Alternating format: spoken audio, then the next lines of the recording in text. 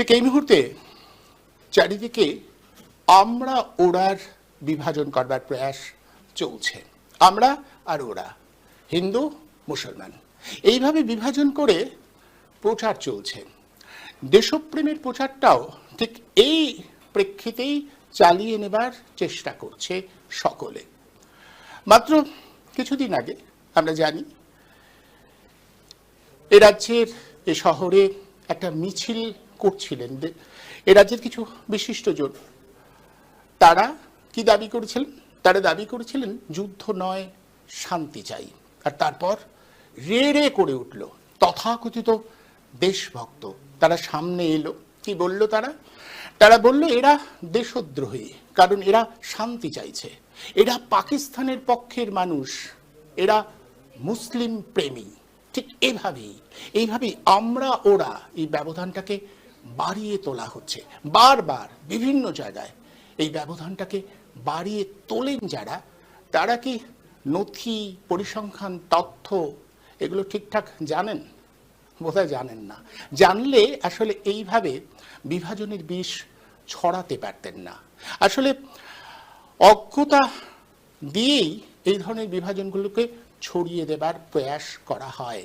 অজ্ঞতাই আসলে এই ধরনের বিভাজন ছড়ানোর প্রধানতম হাতিয়ার। আসুন এই অজ্ঞতার দূর করতে কয়েকটা পরিসংখ্যান তথ্য দেব, আপনারা দেখুন সেই পরিসংখ্যান তথ্যগুলো। নমস্কার, দ্য বেঙ্গল টুডেতে আপনাদের সবাইকে স্বাগত। আমি যে তথ্য এবং পরিসংখ্যানগুলো দেব আপনাদের অনেকের ভালো লাগবে, অনেকের লাগবে না। বিশেষ করে তাদের যারা ঠিক এই মুহূর্তে এই বিভাজন রেখাটা, অর্থাৎ হিন্দু মুসলমানের বিভাজন রেখাটা অনেক বড় হোক, তা দিয়ে নানা ধরনের ফায়দার কথা ভাবছেন, তাদের অবশ্যই ভালো লাগবে না। কিন্তু যাদের ভালো লাগবে তাদের জন্য বলা রইল, আমার এই ভিডিওটা আপনারা দেখবেন, শেয়ার করবেন এবং অবশ্যই সাবস্ক্রাইব করবেন। যদি মস্তিষ্কে বোধ বুদ্ধির চর্চা করতে চান, যদি যথার্থ তথ্য জানতে চান, তাহলে এটাকে একটু সাবস্ক্রাইব করবেন। তথ্য দেবার জন্য আমি যে বিষয়টা প্রথমেই সামনে আনব, আচ্ছা, যারা ঠিক এই মুহূর্তে বিজেপি নামক দলটার হয়ে হিন্দুত্বের ফেরিওয়ালা সাজতে চাইছেন, তারা জানেন কি যে এই বিজেপি নামক দলটা কবে তৈরি হয়েছিল? এর ইতিহাসটা হচ্ছে একটু আগে, অনেক আগে। হিন্দু মহাসভা প্রথমে ছিল, যার অন্যতম কর্মকর্তা ছিলেন শ্যামাপ্রসাদ মুখার্জি, তারপর জনসংঘ, এবং জনসংঘের পরে 1980 সালে জনসংঘ জনতা দল থেকে বেরিয়ে এসে একটা আলাদা দল করবে বলে ঠিক করে। সেই দলটার নাম হয় বিজেপি বা ভারতীয় জনতা পার্টি। সেই দলের স্পন্সর দরকার হয়েছিল। সবচেয়ে বেশি টাকা কে দিয়েছিল জানেন? আমি আপনাদের বলে দিচ্ছি। ভারতীয় জনতা দলের জন্য সব থেকে বেশি টাকা দিয়েছিল নুসলি ওয়াদিহা। এই নুসলি ওয়াদিহা কে বলুন তো? মোহাম্মদ আলী জিন্নার নাতি।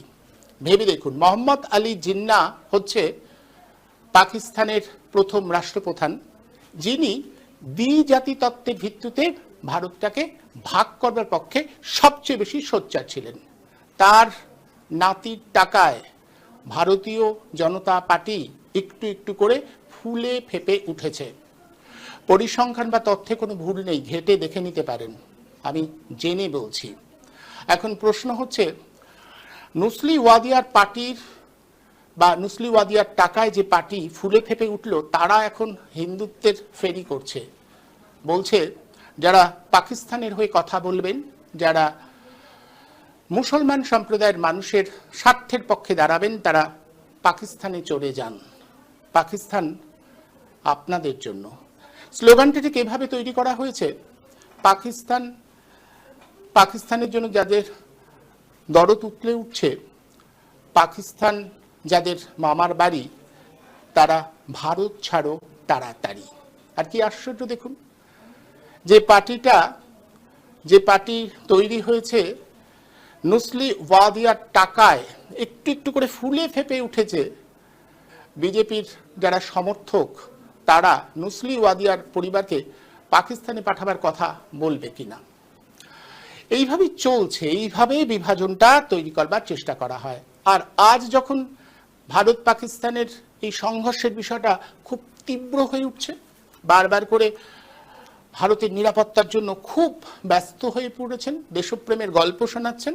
তাদের বলছি শুনুন, আমাদের দেশের নিরাপত্তার প্রধান উপদেষ্টার নাম কি বলুন তো ঠিক এই মুহূর্তে?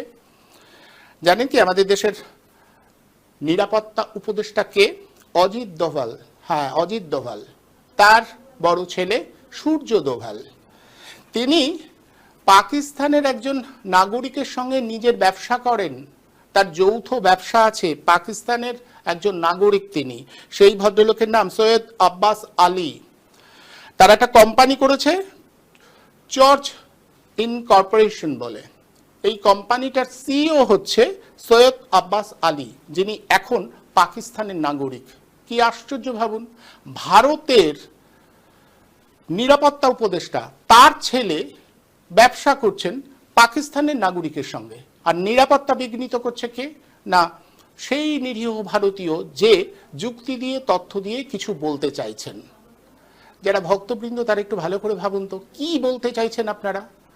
ভারতের নিরাপত্তার উপদেষ্টা তার ছেলে জড়িত হয়ে রয়েছে একজন পাকিস্তান নাগরিকের সঙ্গে, তার সঙ্গে ব্যবসা করছেন, এবং তারপরেও ভারতের নিরাপত্তা সুনিশ্চিত থাকতে পারছে শুধু কোনো কোনো মানুষ যারা যুক্তি দিয়ে বুদ্ধি দিয়ে এটা বোঝাতে চাইছে যে পাকিস্তানের সব মানুষ আমাদের শত্রু হতে পারে না, যুদ্ধ হলে আমাদের ক্ষতি হবে, অনেক মানুষের ক্ষতি হয়, এটুকু বলবার জন্য তারা দেশদ্রোহী।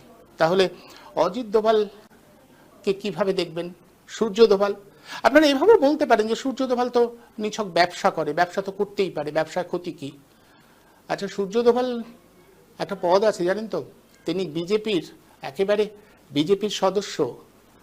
উত্তরপ্রদেশের বিজেপির এক্সিকিউটিভ কমিটির সদস্য হচ্ছে এই সূর্য দোভাল। ভাবুন, বিজেপির একজন এক্সিকিউটিভ কমিটির মেম্বার, তিনি পাকিস্তানের একজন নাগরিকের সঙ্গে মিলে ব্যবসা করবেন, তার জন্য ভারতের নিরাপত্তায় কোনো সমস্যা হয় না, তা নিয়ে কোনো প্রশ্ন উঠবে না। প্রশ্ন উঠবে আমি আপনি সাপোসা মানুষ, সাধারণ মানুষ রাস্তায় যদি নেমে শান্তি চাই এই কথাটা বললে খুব বিপদ হবে।